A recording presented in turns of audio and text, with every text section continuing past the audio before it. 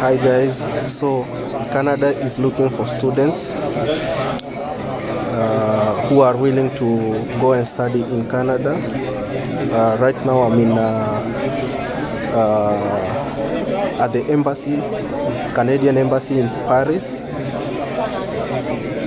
and currently this event is happening only today. It started at 11 and it will be ending at 17th, 5 in the evening. So it's a big event. A lot of students are coming to check for possibilities and look for schools they can further their studies on. So right here we have like College Matthew Saskatchewan. We have University de St. Boniface. We have polytechnics as well. University de Laval. So guys, at this point we came to the auditorium waiting for other participants to arrive, and as you can see over there is a map of Canada with the regions actually, and the don't know whether to call them states or yeah. And now there's a lady in front over there at the front. She was the one who was taking us through the whole event, explaining to us different regions, what they are valuable in, what we would expect over there. So this is a brochure with a lot of informations and the procedure for studying in Canada, and what these and the QR codes are to learn more, and as well for sign-ups to get more informations on upcoming events. As you can now, a person has seated in front of me as people keep on popping in, and eventually the room became almost full. Others were students. Actually, they came private schools. They wear like uniforms and all that.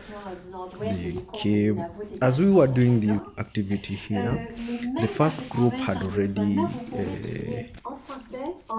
finished their auditorium session, and they were actually down on the basement. They had where as you had seen on the first as the video starting, that was the room where colleges had their stands exposing the schools they were representing. And here is the second group now, doing all that, listening the procedures, the values, the advantages and the disadvantages. All through that we went through it, and afterwards we went downstairs as well for the one-on-one session with the colleges, representatives of the colleges, and it was quite interesting, guys. They have a lot of opportunities. The tuition fee is affordable, guys, for people who want to study in Canada, and actually it's a good platform whereby you can you can do a transition from studying to work permit or to PR, that's a permanent residency. avec la France, c'est que l'éducation est de compétence provinciale au Canada. C'est-à-dire qu'il y a un ministre de l'Éducation dans chacune des 10 provinces, c'est la moitié sud du Canada, et un dans chacun des territoires, la moitié nord du Canada. Donc, ça fait 13 ministères de l'Éducation. Il n'y a pas de ministère de l'Enseignement supérieur et de la Recherche. Le ministère de l'Éducation, ça couvre de la maternelle jusqu'au doctorat. Et tous ces ministres de l'Éducation sont regroupés dans le Conseil des ministres de l'Éducation du Canada. Donc, tout le monde s'entend entre eux et on peut passer d'une province à l'autre sans problème. Une autre différence avec la France, c'est qu'il n'y a pas de prépa suivi de concours. Tout se fait sur dossier au Canada. Les admissions se font sur dossier. Donc, vous devez envoyer, on vous demandera les notes de vos 2 ou 3 dernières années. C'est comme ça que ça se passe. Puis là, on vous acceptera ou on vous refusera, mais enfin bon. Il n'y a pas de prépa qui mène un concours. Il y a certaines prépas qui existent, mais ce n'est pas des prépas qui mènent à des concours. C'est si vous voulez faire HEC Montréal, qui sont en bas d'ailleurs, et Polytechnique Montréal, ou les écoles d'ingénieurs en général au Québec, c'est parce que les Québécois francophones avant d'aller à l'université font 13 ans de scolarité. Vous avez fait 12 ans de scolarité. Pour les autres,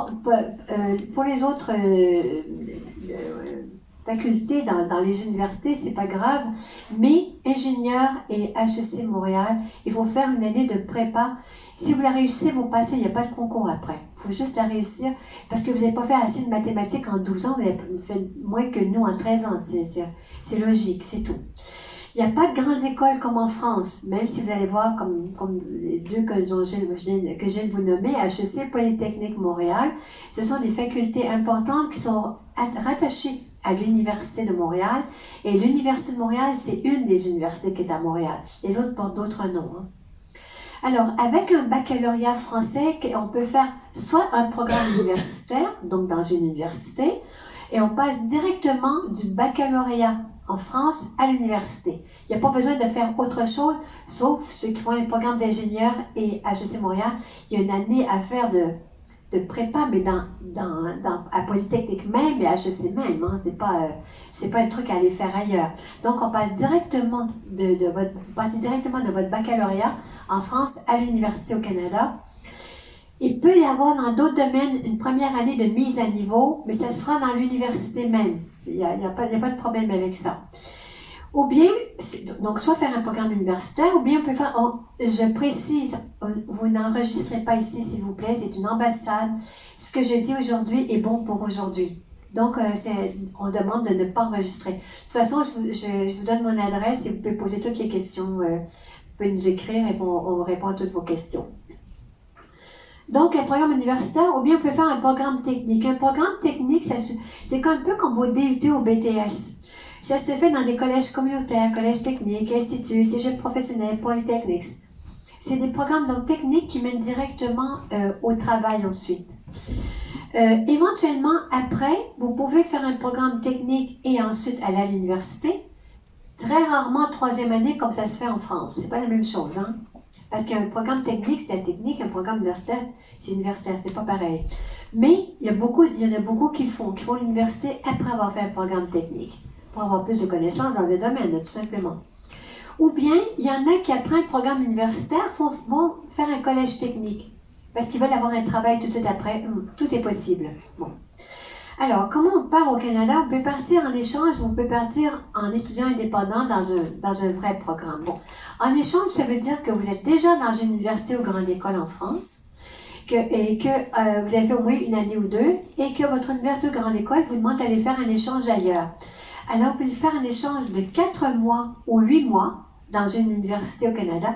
Vous informez un peu de votre bureau des relations internationales pour savoir avec qui votre université ou grande école fait des échanges au Canada. Vous partirez dans une de ces universités-là au Canada, vous partirez 4 mois ou 8 mois. Vous ne payerez pas la scolarité parce que vous serez en échange et vous reviendrez obligatoirement au bout des 4 mois ou 8 mois par contre, pour faire reconnaître dans votre université ou grande école ce que vous avez fait au Canada. Si vous partez en indépendant, donc dans un programme régulier, vous partirez le nombre d'années que vous voulez dans l'établissement, vous choisissez l'établissement que vous voulez, en espérant être accepté. On n'est pas accepté partout, là, mais essayez d'être accepté. D'ailleurs, je dis souvent qu'il vaut mieux faire une demande d'admission dans plus qu'une université pour être sûr d'être pris. Ça peut valoir la peine. Vous payerez la scolarité au Canada si vous êtes dans un programme régulier et vous obtiendrez un diplôme canadien. Guys, I hope you enjoyed this event, and let me tell you one thing, guys. If you want to learn, if you want to continue studying, take advantage of this. Canada is looking for students, is looking for workforce, and actually they are, after, like, when you are about to finish your studies, they offer you jobs, work permit, and permanent residency. Got very interesting schools, very pocket friendly, something that I can easily afford and easily manage to acquire a slot in the Canadian education system. You just have to find the right information. Check on the embassies around your wherever you live. You'll see they have these activities happening at their embassies, and it's free of charge, guys. So I will insist, guys, go check out, find out new things, find out whatever they are offering, and I know we are going